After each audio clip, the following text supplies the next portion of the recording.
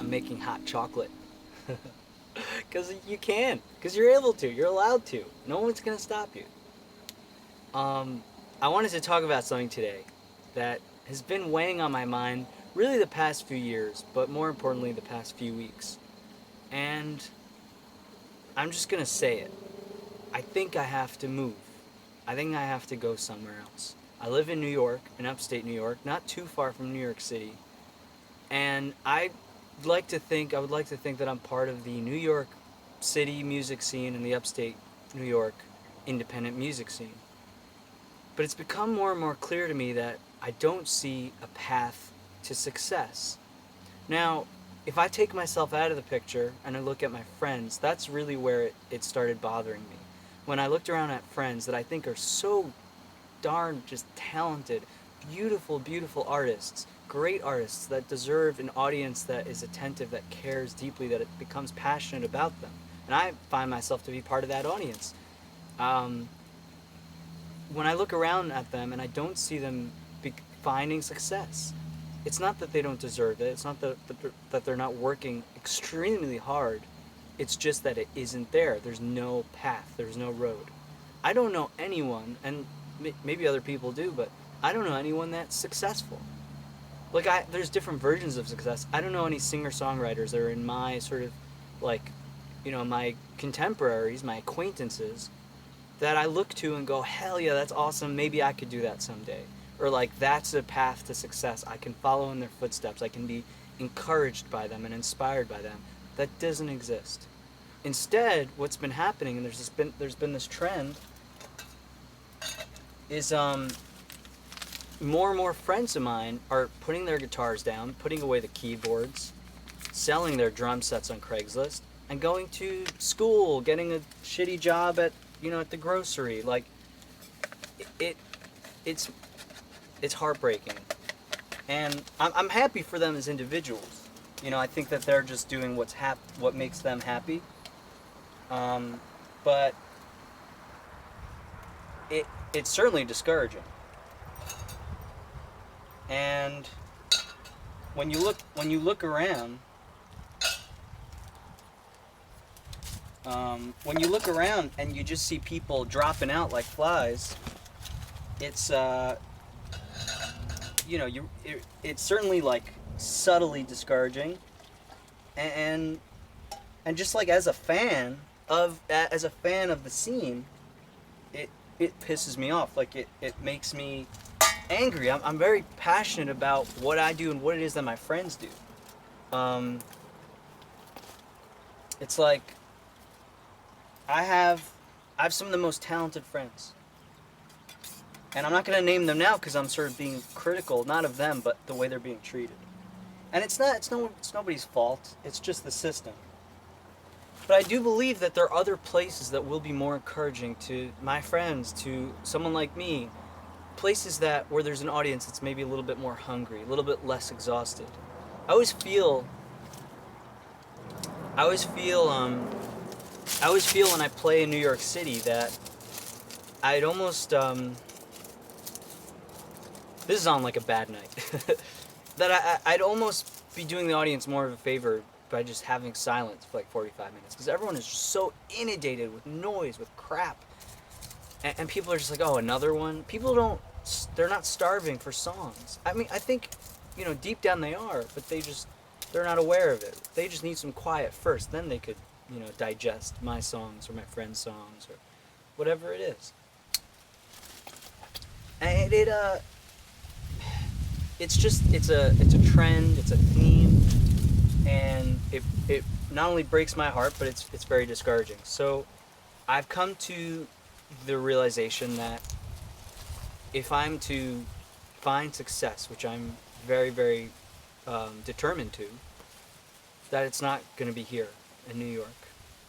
And that makes me very sad.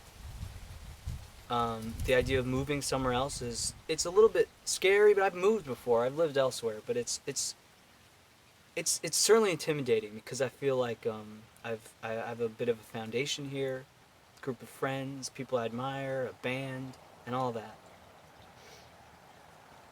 And when I think of other places, I'm faced with two very conflicting ideas, and both of them I kind of enjoy. One is I have no more foundation, and I have to make new friends, meet new people, and all that. Number two is that I have no foundation. Number two is that going to like an open mic will feel like anything can happen again. I'll feel this like encouragement of like anything can happen. Now, when I play like a venue in New York or upstate New York, that's like a pretty cool venue to play that I really would have been like dying to play like 3 or 4 years ago. I would be like, oh my god, I could play there, and then I play there and nothing happens. Let me tell you a quick little story. That's hot. When I first started playing in New York, I was like 19 years old. I was like hungry and starry-eyed and excited. It was beautiful, man. And I wasn't that good, to be honest. I had a lot of dues to pay, and I had a lot of gigs to just try and fail and just get better, learn how to sing my songs better, learn how to give them over in a more convincing manner, learn how to just, be a little bit more charismatic and give over the hunger more, and the excitement. So the dream was, I was like, if only I could play Rockwood Music Hall. And if you don't know what Rockwood Music Hall is, it's a venue in the city. Many artists have played there. If you drop in on a Tuesday night, you might see some big artists, but usually it's, any sort of artist. Like, you'll see big stars play there, and then up-and-comers play there too. And there's 3 rooms. There's stage 1, which is a tiny room, stage 2, which is the big one, and stage 3, which is somewhere in the middle. And I remember finally they responded to my email. I would email them like, come on, singer-songwriter, blah, blah, blah. You just send these shameless emails. And I would send my emails, and they never responded. And I remember finally, the girl who's booking there, Molly, she responded, and I was so excited. I remember getting that email. It's like, oh my god, Rockwood Music Hall. And she responded with some dates. And it was like a midnight on a Sunday or a Tuesday, just a terrible time slot. And I was like, yeah, I'd love that. And I played, and it was empty. But I was so excited. And I played my heart out. So there was like 2.5 people there. And I played, and I had such a good time, and I got off stage at 1 a.m., went back over the bridge, paid the toll, got home at, 2 or 2:30, and I was riding high. I was so excited. And I was like, my next goal is I want to pack stage 1. And I kept playing there, and I kept playing there, and finally, a year later, I was 20 years old, and I filled stage 1. I played with my band, and we packed it. It's a small room, but at the time, it felt like I'd sold out Madison Square Garden. It was so exciting. And it was just a packed room. You couldn't move. Like, literally, people would come in, and there was no standing room. So they just left. And I'm like, no, squeeze in, It was very exciting. Then I played stage 3, which is the next level up, and I sold that out. It took a few times. Played there once, no one came. I was like, nobody likes me. Everyone, it was a tough night. I played there again and again. Finally, I filled stage 3, and that we sold tickets. So I sold tickets, and it was really exciting. Just to give you a perspective, it's probably like 15, 20 people. And then finally, the booker emailed me, and she's like, do you want to play stage 2? I was like, yeah, I would love to. She's like, you got to bring people. I'm like, I know, I'll promote, I'll tell all my friends, I'll tell my grandmother's nurse, I'll tell everyone. And I played stage 2, and no one came. Oh my god. I played stage 2, but I was like, well, I got my foot in the door. This is so exciting. And finally, a year after that, I played stage 2. It was my EP release show. I was putting out my record, and I sold it out. It was crazy. It was a big room for me. It's like 100 people. And it was full. And I was like, who are these people? And they came there for me. Mind you, the guy who played before me was like the piano player from the Lumineers. He's like one of their touring musicians. He played, and it was quite empty. And then I go on stage, and it was just packed. And it was mind-blowing. And I was riding high. My manager was riding high. We were all just, my loved ones, my friends, my band. I could not have been more excited, and it was super encouraging. And by the way, if you were there, I love you for it. Thank you so much for coming. You have no idea how much fun. I don't want to say how much it meant to me, because it's not your job to make something mean a lot to me. That's none of your concern. It happens to be, it meant a lot to me. But it was so exciting, and I just felt felt completely encouraged. And I had a publicist at the time, and she came out and she brought her team. It was unbelievable, and nothing happened. Like nothing.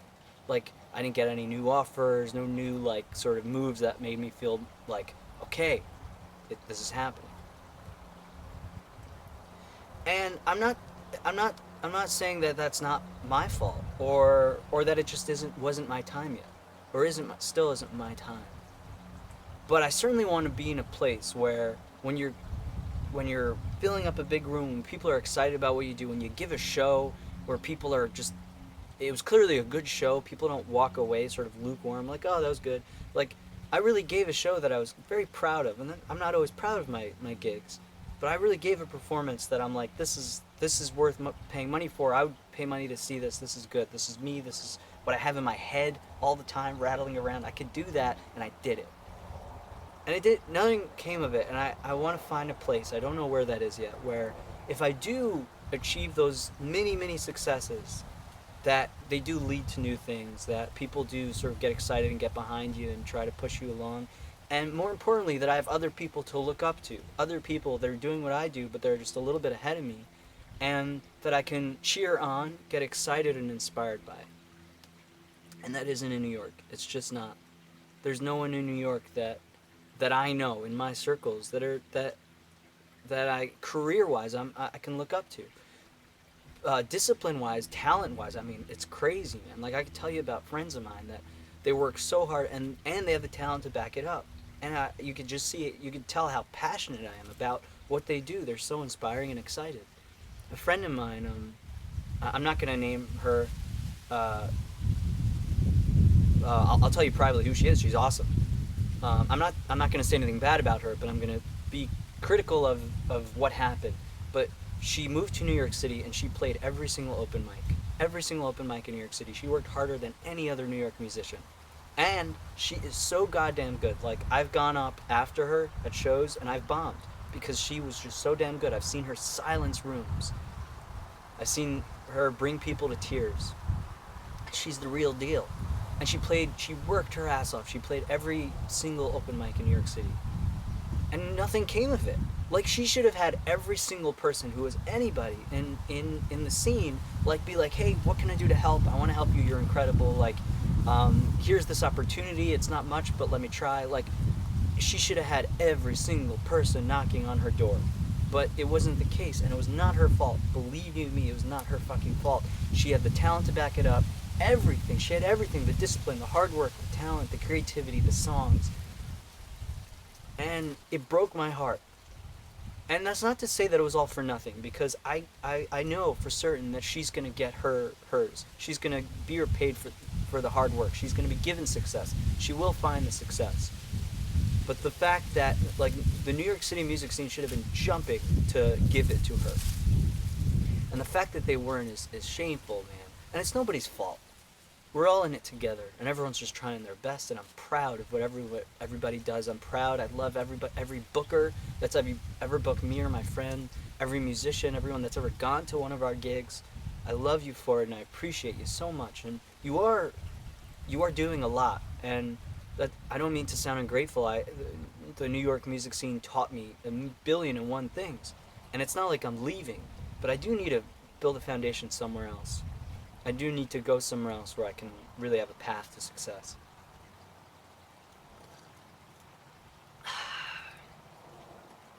Sorry, that was a long rant. I'm I love what I do, and I love what my friends do, and I'm so proud of them, and I'm proud of what I do.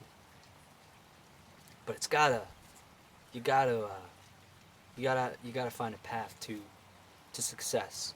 And I don't mean a star on the Hollywood Walk of Fame.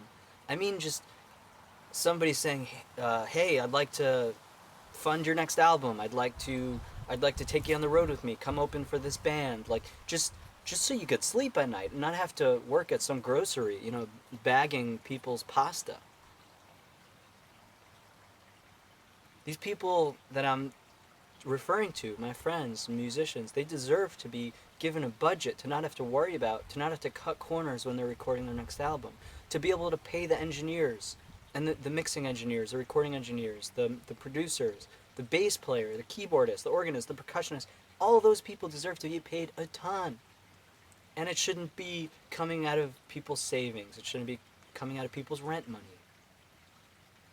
And I know there's problems in the world that are more important than what I'm talking about. But it's clearly personal, and it's what I can control and impact, and it's what I see. And I have to move. I have to go somewhere else. I don't know where yet, but I have to pack my bags and say goodbye and build a foundation somewhere else. And we'll see.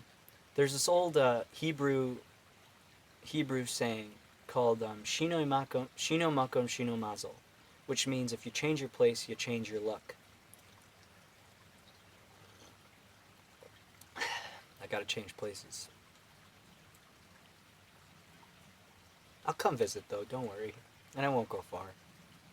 It'll be a flight away.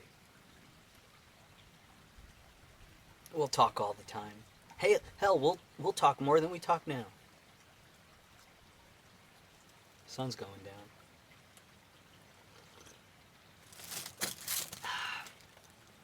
Thanks for listening. That was a rant, I know. But man, oh man.